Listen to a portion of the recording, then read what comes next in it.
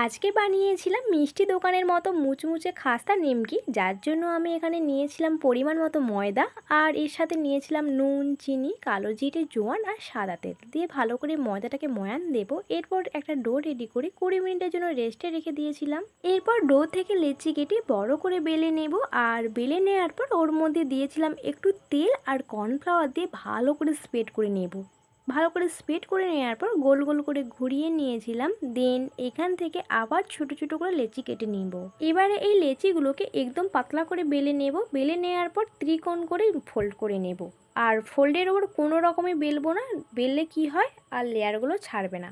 এবারে এখন ফ্রাই করে নেওয়ার পালা। হ্যাঁ, এটাকে লো টু মিডিয়ামে রেখে ফ্রাই করতে হবে, হাই ফ্লেমে করলে হবে না, না হলে মুচমুচে তো হবেই না, ভেতর থেকে আরও কাঁচা রয়ে যাবে।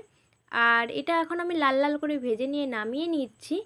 সো গাইস, ফাইনালি এখন রেডি এই নিমকিগুলো। দেখলে তো এটা বানানো কতটা ইজি। এটা তোমরা বিকেলে চায়ের সাথেও ট্রাই করতে পারো।